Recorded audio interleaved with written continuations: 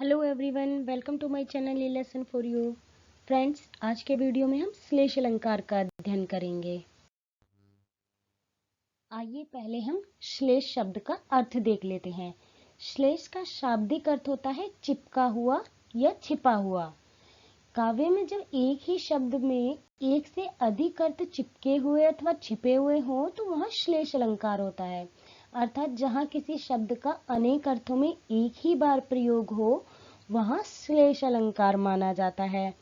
श्लेष अलंकार के अंतर्गत काव्य में कोई शब्द आता तो एक ही बार है, लेकिन एक बार आने पर भी उसके कई अर्थ स्पष्ट हो जाते हैं। इसे हम उदाहरण से समझते हैं। जैसे उदाहरण है पहला ही, मंगन को देखी पट देत बार बार। यहाँ पर पट शब्द के दो अर्थ हैं, पहला है वस्त्र और दूसरा है किवाड़।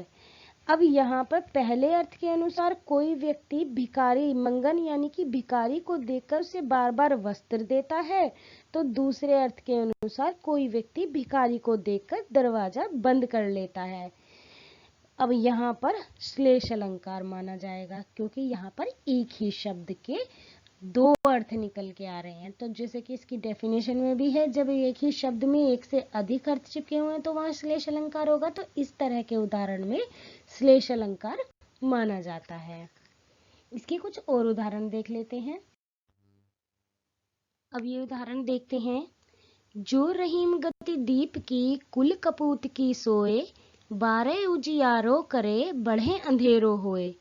यहाँ पर दो शब्द हैं, 12 और बढ़े। 12 के दो अर्थ हैं, जलना और जन्म लेना, और बढ़े के भी दो अर्थ हैं, बुझना और बड़ा होना।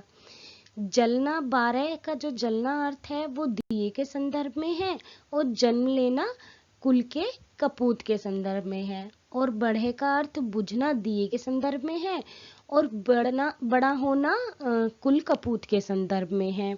अब इस दोहे में रहीमदास जी कहते हैं कि जो दशा एक दीपक की होती है, किसी कुल में जन्म लेने वाले कपूत की भी वैसी ही होती है। जैसे दीपक के लिए जलना और कपूत के लिए जन्म लेने के अर्थ में, अर्थात दीपक को जलाते हैं तो वह उजियारा करता है, उसी प्रकार जब कपूत पैदा होता है तो कुल में खुशियां आ जाती हैं कि हमारा वंशज आ गया है। अब बढ़े का अर्थ बुझने और बड़े होने के संदर्भ में, यानी कि दीपक के संदर्भ में बुझना और कपूत के संबंध में बड़ा होना है। तो जब दीपक बढ़ जाता है यानी कि बुझ जाता है तो अंधियारा हो जाता है। उसी तरह कपूत जो जो बड़ा होता जाता है वह कुल में अंधियारे के समान होता जाता है, यानी कि वह कुल में शर्मिंदगी का कारण बनता है, कुल के विनाश का कारण बनता चला जाता है। तो यहाँ पर श्लेष अलंकार है, क्योंकि यहाँ पे 12 में भी एक से अधिक अर्थ छिपे हुए हैं और बढ़े में भी एक से अधिक अर्थ छिपे हुए हैं। अब अगला उदाहरण है, रहीमन पानी रखिए बिन पानी सब सून, पानी गए न उबरे मोती मानुष चून। अब इस उदाहरण में जो पानी शब्द है इसके तीन अर्थ हैं जो अलग अलग संदर्भों में प्रयुक्त हुए हैं।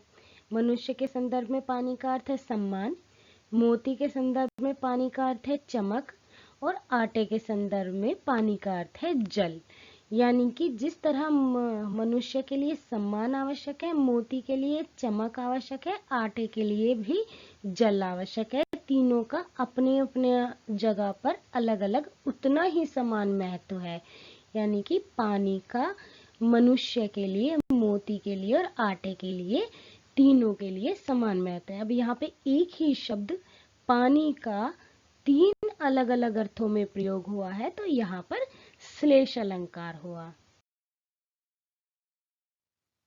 फ्रेंड्स, आपको मेरा ये वीडियो कैसा लगा कमेंट करके जरूर बताइएगा, और साथ ही मेरे चैनल को अगर अभी तक आपने सब्सक्राइब नहीं किया है तो सब्सक्राइब जरूर कर दीजिएगा। और हाँ, अगर आपको किसी टॉपिक पे वीडियो देखना है तो उसके बारे में भी आप लिख कर दीजिएगा कमेंट बॉक्स में, मैं उस टॉपिक पर आपके लिए वीडियो बना दूंगी। Thanks for watching.